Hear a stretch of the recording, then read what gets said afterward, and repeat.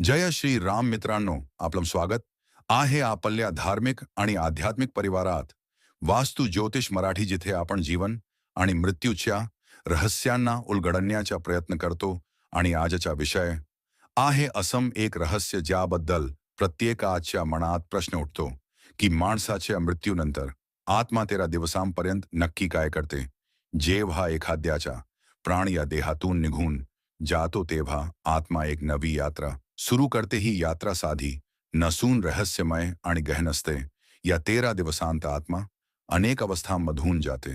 कधी ती आपल्या कुटुंबाजवळ उभी राहते आणि पाहते की तिच्या जाण्यानंतर सगळ्यांवर काय बीततंय, तर कधी ती आपल्या कर्मांच्या ओझ्यात अडकून राहते.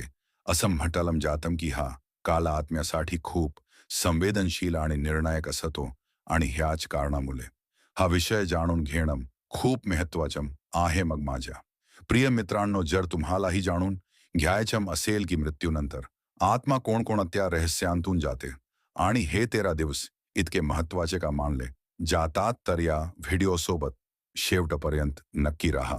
आणि हो, जर तुम्ही आमच्या चॅनलवर नवीन आला असाल तर लगेचच आमच्या परिवाराशी वास्तू ज्योतिष मराठी सबस्क्राईब बटन दाबून जोडा, कारण हे फक्त एक चॅनल नाही, तर एक आध्यात्मिक यात्रा आहे, जिथे रोज आपण त्या गोष्टी शेअर करतो ज्या सामान्यतः कुठे सांगितल्या जात नाहीत. घंटीचं बटनही दाबा, म्हणजे आम्ही नवा व्हिडिओ घेऊन आलो की सर्वप्रथम तो ज्ञानाचा प्रकाश तुमच्या जीवनात पोहोचेल. चला मित्रांनो, तुमचा जास्त वेळ वाया न घालवता कथेमार्फत तुम्हाला सांगतो आमचं एक एक बोलणं लक्षपूर्वक. एका मित्रांनो, एका छोट्याशा गावात एक वृद्ध माणूस राहत होता. त्याचं नाव होतं हरिराम. लोक त्याला प्रेमाने हरिबाबा म्हणायचे. त्याचं आयुष्य खूप साधं होतं. शेती करून तो आपल्या कुटुंबाचं पालन पोषण करत होता आणि गावातले लोक त्याचा मान करायचे, कारण तो नेहमी इतरांना मदत करायला पुढे असायचा. त्याच्या घरी एक मुलगा, सून आणि लहान लहान नातवंडं होती. हरिराम दिवसभर शेतात काम करायचा आणि संध्याकाळी मंदिरात जाऊन भगवानाचं नाव जपत बसायचा. पण मित्रांनो, जसं प्रत्येक माणसाचा एक दिवस शेवट येतो, तसंच वेळ हरिरामच्या आयुष्यातही आला. हळूहळू त्याची तब्येत बिघडू लागली आणि शेवटी एका रात्री त्याने प्राण सोडले. संपूर्ण कुटुंब रडायला लागलं. घराचं वातावरण शोकात बुडालं. सगळे म्हणत होते की चांगला माणूस गेला. पण मित्रांनो, जेव्हा सगळे रडत होते, तेव्हा काहीतरी वेगळंच घडत होतं, जे कुणाच्याही डोळ्यांना दिसत नव्हतं. हरिरामचं शरीर खाटेवर पडलं होतं, पण त्याच्या वेळी त्याच्या आत्म्याने स्वतःला शरीरापासून वेगळं जाणवलं. त्याला असं वाटलं जणू तो हलका झाला आहे, जणू काही मोठं ओझं उतरलं आहे. तो चारही बाजूनी बघत होता, सगळ्यांना बघत होता. त्याचा मुलगा रडत होता, त्याची सून हंबरडा फोडत होती, नातवंडम विचारत होती, दादाजी कुठं गेले. आणि तो आत्मा उभा राहून हे सगळं पाहत होता, पण कोणालाही त्याची कल्पना नव्हती. मित्रांनो, तो आत्मा असं विचार करत होता की माझ्यासोबत नक्की काय झालं आहे. मी इथेही आहे आणि नाहीही सगळे मला बघत आहेत, पण मला कुणी ऐकूच शकत नाही. मी काहीतरी सांगू इच्छितो, पण माझा आवाज कुणापर्यंत पोहोचतच नाही. आत्मा आपल्या घरच्यांच्या मध्ये उभा राहून हाच अनुभव घेत होता. पहिली रात्र आत्म्याला खूप वेगळी वाटली. तो कधी खोलीच्या कोपऱ्यात जात होता, कधी आपल्या शरीराकडे बघत होता, कधी अंगणात जाऊन उभा राहत होता. त्याला भूकही लागली होती, तहानही लागली होती, पण त्याला कोणी बघत नव्हतं. सगळे तर फक्त रडण्यात आणि विलाप करण्यात गुंतले होते. आत्म्याला असं वाटत होतं की कदाचित कुणी माझ्याकडे लक्ष देईल, पण तसं काही झालंच नाही. मित्रांनो, असंच 3 दिवस गेले. आत्मा पुन्हा पुन्हा आपल्या घरात फिरत राहिला. कधी आपल्या मुलाकडे पाहायचा, कधी सुनाकडे पाहायचा, कधी लहान लहान मुलांच्या जवळ जाऊन उभा राहायचा, पण त्याला कुणी ओळखत नव्हतं. त्याला खूप वेदना होत होत्या. तो पुन्हा पुन्हा विचार करत होता, मी तर इथेच आहे सगळ्यांच्या जवळ, पण सगळे मला का पाहू शकत नाहीत. ही कसली अवस्था झाली माझी. हाच पहिला अनुभव असतो जेव्हा आत्मा शरीरापासून वेगळा होऊन आपल्या कुटुंबाच्या मध्ये असतो. 3 दिवस आत्मा आपल्या घराभोवती फिरत राहिला. कधी तो आपल्या मुलाकडे बघायचा, कधी सुनाकडे बघायचा, कधी लहान लहान नातवंडांच्या जवळ उभा राहायचा, पण त्याला कोणी ओळखत नव्हतं. आत्म्याला सतत असं वाटत होतं की मी तर इथेच आहे सगळ्यांसोबत, पण सगळे मला का बघू शकत नाहीत आता. चौथा दिवस आला. आत्म्याला जाणवू लागलं की जसम जसम वेल पुढे जातोय त्याचम आणि शरीराचम नाथम पूर्णपणे तुटून गेलम आहे. आधी त्याला वाटत होतं की कदाचित मी पुन्हा शरीरात जाईन, पण आता त्याला हे स्पष्ट झालं की हे शरीर फक्त मातीचम एक ढीग आहे आणि माझ्या त्याच्याशी काहीही संबंध राहिला नाही. मित्रांनो, चौथ्या दिवसापासून आत्म्याला वेगवेगळे अनुभव यायला लागतात. कधी त्याला घरात कुठेतरी अदृश्य सावली दिसते, कधी अनोळखी आवाज ऐकू येतो. आत्मा घाबरतो आणि विचार करतो, हे काय घडतंय. हळूहळू त्याला जाणवतं की या अदृश्य शक्ती म्हणजे यमदूत आहेत, जे त्याला न्यायला आले आहेत. आत्मा त्यांच्यापासून घाबरतो, पण ते ताबडतोब त्याला नेत नाहीत, कारण 13 दिवस आत्म्याला आपल्या घराभोवती राहू दिलम जातम. 5व्या आणि 6व्या दिवशी आत्म्याला खूप बेचैनी जाणवते. तो वारंवार घरातल्या कोपऱ्यांमध्ये फिरत राहतो. त्याला वाटतं की कुटुंबातील लोक माझ्याकडे लक्ष देतील, पण सगळे आपल्या दुःखात बुडालेले असतात. अनेकदा आत्मा प्रयत्न करतो की आपल्या मुलाजवळ जाऊन काही सांगावं, पण त्याचे शब्द हवेतच हरवून जातात आणि कुणाच्याही कानापर्यंत पोहोचत नाहीत. मित्रांनो, या दिवसांत आत्म्याला आपल्या कर्मांची आठवण येऊ लागते. त्याने कोणाची मदत केली होती आणि कोणासोबत चूक केली होती हे सर्व त्याच्या डोळ्यांसमोर येतं. आत्मा विचार करतो, काश मी परत जाऊ शकलो असतो तर सगळं सुधारलं असतं, पण आता त्याच्याकडे काही करण्याचा अवसर उरलेला नसतो. हीच आत्म्यासाठी सर्वात मोठी वेदना असते. 7व्या दिवशी आत्म्याला समजू लागतं की आता त्याचा वेळ पूर्ण होत आहे आणि त्याला पुढच्या प्रवासावर निघायचं आहे. हळूहळू तो पितृलोकाकडे जाण्याची तयारी करू लागतो, पण त्याच्या मनात खूप जडपणा असतो. त्याला आपलं घर सोडायचं नसतं. त्याला मुलांची आठवण येते, त्याला आपली शेती आठवते. त्याला वाटतं की सगळं अधुरं राहिलं. पण मित्रांनो, नियम असाच आहे की आत्म्याने आपला मार्ग धरलाच पाहिजे. 7 दिवस आत्मा आपल्या घरच्या माणसांच्या मध्ये राहिला. कधी तो मुलांच्या जवळ जाऊन उभा राहायचा, कधी आपल्या सुनेकडे बघायचा जी सतत रडत होती, कधी आपल्या मुलाकडे जायचा जो एकटा बसून विचार करत होता की आता वडिलांशिवाय घराचा आधार कोण होईल. आत्मा हे सगळं पाहत होता आणि त्याच्या मनातलं दुःख अजून वाढत होतं. पण आता 8वा दिवस आला होता आणि या दिवसापासून आत्म्याच्या प्रवासाचा एक नवा अध्याय सुरू होत होता. 8व्या दिवशी आत्म्याला आपल्या कर्मांची झलक दिसू लागते. जणू काही अदृश्य आरसा त्याच्या समोर उभा राहिला आहे. त्यात तो आपल्या आयुष्यात केलेली सगळी कामं पाहू लागतो. जे चांगले केले होते त्यांचा प्रकाश त्याच्या भोवती पसरतो आणि जे वाईट केले होते त्यांची सावली त्याला घाबरवते. आत्म्याला समजतं की आता हेच माझे कर्म माझ्यासोबत चालणार आहेत आणि यांच्याच आधारावर पुढचा मार्ग ठरणार आहे. मित्रांनो, 8व्या दिवसापासून ते 10व्या दिवसापर्यंत आत्म्याला हीच सर्वात मोठी शिकवण मिळते की माणूस रिकाम्या हाताने आला होता आणि रिकाम्या हातानेच जाणार आहे. त्याच्यासोबत ना पैसा जातो, ना जमीन जाते, ना घर जातं, फक्त कर्मम सोबत जातात. म्हणूनच म्हणतात की चांगली कर्मम हेच खरम धन आहे. 9व्या दिवशी आत्म्याला अजून खोल अनुभव होतो. त्याला असं वाटतं की कोणीतरी अदृश्य शक्ती त्याला त्याच्या केलेल्या पापांची आठवण करून देत आहे. त्याने कोणाला दुखावलं होतं तर तो प्रसंग डोळ्यांसमोर येतो. त्याने कोणाची मदत केली होती तर तेही समोर येतं. आत्मा हे सगळं पाहून कधी आनंदित होतो तर कधी पश्चात्तापाने भरून जातो.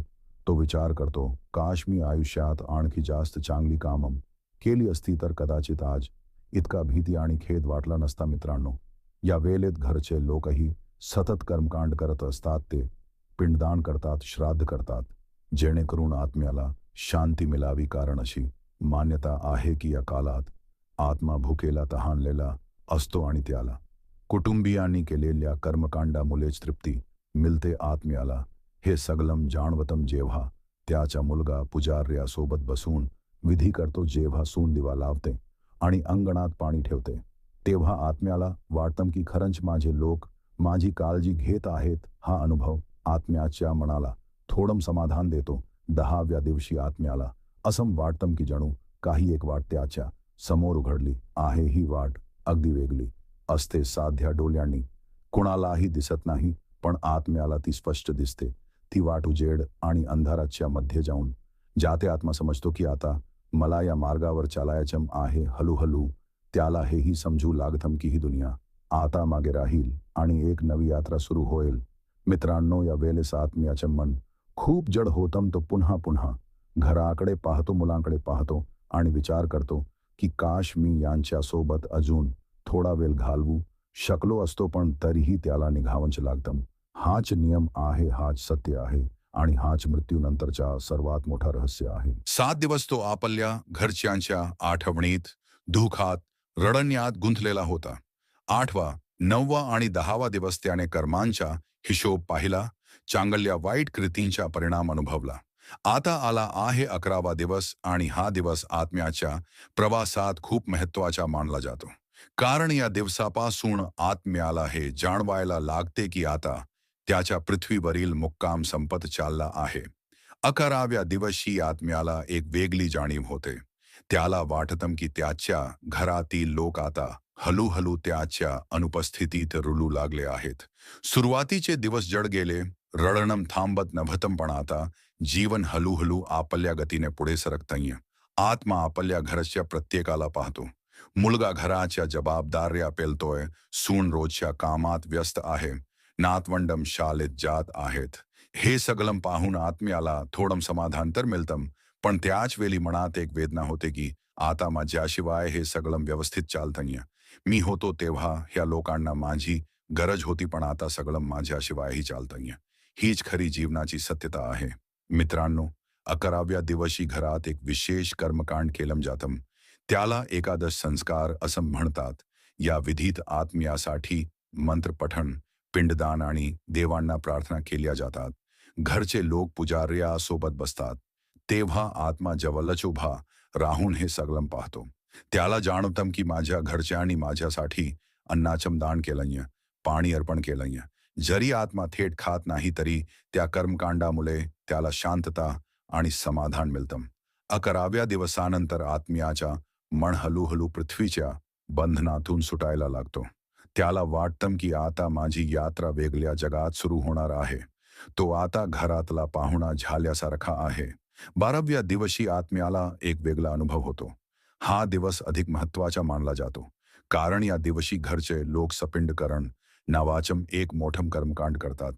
या विधीत मृत आत्म्याला पूर्वजांच्या समूहात स्थान दिलं जातं. जणू काही तो आता आपल्या पितरांमध्ये सामील होतो.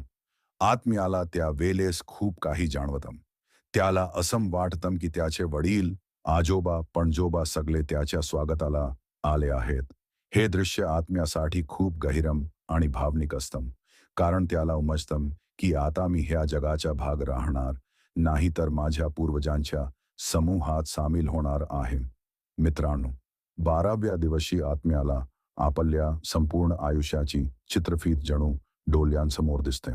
लहानपणापासून ते शेवटपर्यंतचे सर्व क्षण, आईबरोबर घालवलेले क्षण, वडिलांनी शिकवलेल्या गोष्टी, पत्नीबरोबरचा संसार, मुलांच्या जन्माचा आनंद, संघर्षाचे दिवस, सुखाचे क्षण, सगळं काही त्या आत्म्यासमोर येतं. हा प्रवास त्याच्यासाठी अतिशय भावनिक ठरतो. अनेक वेळा तो विचार करतो की काश मी अजून थोडं चांगलं केलं असतं, अजून थोडा वेळ जिवंत राहिलो असतो. पण मृत्यूचा नियम कोणासाठी थांबत नाही. या दिवशी आत्मा शेवटच्या वेळ घराकडे बघतो. त्याला प्रत्येक कोपऱ्यात आपलं अस्तित्व जाणवतं. जिथे तो बसायचा ती खुर्ची, जिथे तो जेवायचा तो जागा, जिथे तो मुलांना शिकवायचा ती खोली, सगळीकडे त्याच्या आठवणी दडलेल्या असतात. आत्मा हे सगळं पाहून थोडं रडतो, पण त्याला समजतं की आता या जगाला सोडून पुढच्या प्रवासाला जाणं गरजेचं आहे. 13वा दिवस म्हणजे आत्म्याच्या प्रवासातील एक महत्त्वपूर्ण टप्पा. या दिवशी घरचे लोक 13व श्राद्ध करतात. हा विधी म्हणजे आत्म्याला औपचारिक निरोप देणं. आत्म्यासाठी हा दिवस खूप जड असतो, कारण त्याला कळतं की आता माझे घरचेही मला निरोप देत आहेत. ते रडतात, आठवण काढतात, माझ्यासाठी अन्नाचं दान करतात, पण त्याच वेळी तेही ठरवतात की आता जीवन पुढे न्यावं लागतं. मित्रांनो, 13व्या दिवशी आत्म्याला एक अद्भुत अनुभूती येते. त्याला जाणवतं की एक तेजस्वी प्रकाश त्याला हाक मारतोय. हा प्रकाश कोणालाही दिसत नाही, फक्त आत्म्यालाच तो दिसतो. हा प्रकाश म्हणजे पुढच्या लोकातील प्रवेशद्वार असतं. आत्मा या प्रकाशाकडे चालायला लागतो. त्याच्या सोबत त्याचे पूर्वज उभे असतात. काही देवदूत सारखे रूप त्याला मार्गदर्शन करत असतात. या क्षणी आत्मा शेवटच्या वेळ आपल्या घरच्यांना बघतो. तो त्यांच्या जवळ येतो, त्यांच्या डोक्यावर हात ठेवतो, त्यांना आशीर्वाद देतो. जरी घरच्यांना हे जाणवत नाही तरी आत्म्याला ठाऊक असतं की त्याचं प्रेम नेहमी त्यांच्यासोबत राहील. मित्रांनो, 13व्या दिवसानंतर आत्मा हळूहळू आपल्या पुढच्या प्रवासाला निघतो. तो आता या जगाचा भाग राहत नाही. त्याचं पुढचं गंतव्य त्याच्या कर्मांवर ठरतं. चांगली कर्म असतील तर आत्म्याला स्वर्गीय मार्ग मिळतो. वाईट कर्म असतील तर त्याला अडचणींच्या वाटा दिसतात. या संपूर्ण प्रवासात आत्म्याने एक गोष्ट शिकली. माणसाने आयुष्यात कितीही पैसा कमावला, कितीही मान मिळवला तरी शेवटी सोबत जातं ते फक्त कर्म. म्हणून म्हणतात की चांगलं बोला, चांगलं करा आणि कोणालाही दुखावू नका. कारण मृत्यूनंतर फक्त आणि फक्त कर्मांचे आपल्याला साथ देतात. मित्रांनो, आपण आतापर्यंत ऐकलं की मरणानंतर आत्मा 13 दिवस आपल्या घराभोवती कसा फिरत राहतो आणि कसा हळूहळू शरीरापासून वेगळा होण्याचा अनुभव घेतो. आता आपण पुढे चालू ठेवू आणि 11वा, 12वा आणि 13वा दिवस आत्म्यासाठी किती महत्त्वाचा असतो हे समजून घेऊया. 11व्या दिवशी आत्म्याला एक वेगळाच अनुभव येतो. या दिवशी घरातील मंडळी विशेष विधी करतात, ज्याला 11वी म्हणतात. पंडितांच्या सहाय्याने पिंडदान, तर्पण यांसारख्या विधी पार पडतात. आत्मा त्यावेळी आपल्या घरच्यामध्येच असतो. त्याला असं जाणवतं की आता त्याच्या पुढच्या प्रवासाची वेळ जवळ आली आहे. जेव्हा पिंडदान होतं तेव्हा आत्म्याला वाटतं की कुणीतरी त्याचा हात धरून त्याला अंधारातून उजेडाकडे घेऊन जात आहे. त्याला एक प्रकारचा आधार मिळतो. 12व्या दिवशी आत्मा आपल्या संपूर्ण आयुष्याचा पुन्हा एकदा आढावा घेतो. त्याने जे चांगले कर्म केलेले असतात, ज्यामुळे लोकांचं भलं झालं असतं, ते सारे क्षण प्रकाशासारखे समोर उभे राहतात. आणि त्याने जर कुणाला दुःख दिलं असेल, कुणाला फसवलं असेल, तर तेही सारे प्रसंग त्याच्या डोळ्यासमोर येतात. त्या क्षणी आत्म्याला कळतं की आयुष्यातलं खरं धन म्हणजे केलेले चांगले कर्म. घरच्यांनी त्या दिवशी केलेल्या विधींचा परिणाम थेट आत्म्यावर पोहोचतो. त्याला जाणवतं की आपले आप्तेष्ट त्याची मदत करत आहेत, त्याच्या प्रवासाला सोपा करण्यासाठी हातभार लावत आहेत. मग येतो 13वा दिवस, सर्वात महत्त्वाचा दिवस. या दिवशी आत्म्याला शेवटची निरोप दिली जाते. घरातील मंडळी ब्राह्मणांना भोजन देतात, दान करतात, कपडे आणि अन्न वाटतात. याचा थेट परिणाम आत्म्यावर होतो. त्याला एक शांतीचा अनुभव मिळतो. त्याला जाणवतं की आता त्याचा मार्ग स्वच्छ आणि स्पष्ट होत आहे. 13व्या दिवशी आत्मा आपल्या घरच्यांना शेवटचा निरोप देतो. तो प्रत्येकाजवळ जातो, त्यांच्या डोक्यावर हात फिरवतो, पण त्याचा स्पर्श कुणालाही जाणवत नाही. तो रडतोही, पण त्याचा आवाज कुणाच्या कानापर्यंत पोहोचत नाही. त्याला दिसतं की आप्तेष्टही रडत आहेत, पण ते देखील समजतात की आता त्याला निरोप देणं गरजेचं आहे. हा तो क्षण असतो जेव्हा आत्म्याला खऱ्या अर्थाने जाणवतं की जीवन आणि मृत्यूचा चक्र अनंत आहे. कुणीही कायम स्वरूपी येथे राहत नाही. 13व्या दिवशीचे विधी पूर्ण झाल्यावर आत्म्याला गती मिळते. तो पुढच्या प्रवासासाठी निघतो. हा प्रवास प्रत्येकाच्या कर्मानुसार वेगळा असतो. ज्ञानी आयुष्यात चांगले कर्म केलेले असतात त्याला प्रकाशमय मार्ग मिळतो आणि ज्ञाने चुकीचे कृत्य केलेले असते त्याला अडचणींनी भरलेला मार्ग मिळतो. हा तो क्षण असतो जेव्हा आत्मा पूर्णपणे आपल्या घरापासून आणि परिवारापासून वेगळा होऊन नवा प्रवास सुरू करतो. मित्रांनो, या कथेचा संदेश अगदी सोपा आहे. आयुष्यात नेहमी चांगले कर्म करावे, इतरांची मदत करावी आणि सत्याच्या मार्गाने चालावं. कारण मृत्यूनंतर शरीर इथेच राहून जातं, पण आत्मा आपल्या कर्मांची पिशवी घेऊन पुढे जातो. 13 दिवस तो आपल्या प्रियजनांच्या जवळ असतो, पण त्यानंतर त्याला निघायलाच लागतं. म्हणून जिवंत असताना प्रेम, दया आणि सेवाभावाने केलेले कार्य हीच खरी पूजा आहे.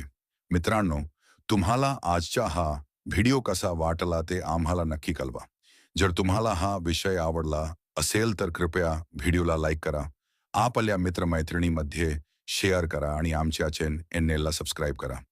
तुमच्या प्रत्येक सबस्क्रिप्शन, प्रत्येक लाईक आणि प्रत्येक कमेंट आम्हाला नवीन प्रेरणा देतं, ज्यामुळे आम्ही अजून चांगले धार्मिक आणि आध्यात्मिक विषय घेऊन तुमच्या समोर येऊ शकतो. भगवंताची कृपा तुमच्यावर नेहमी राहो. तुमचं जीवन सुख, शांती आणि आनंदाने परिपूर्ण होवो हीच आमच्या मनापासून शुभेच्छा. जय श्रीराम, जय शिवशंकर, हर हर महादेव.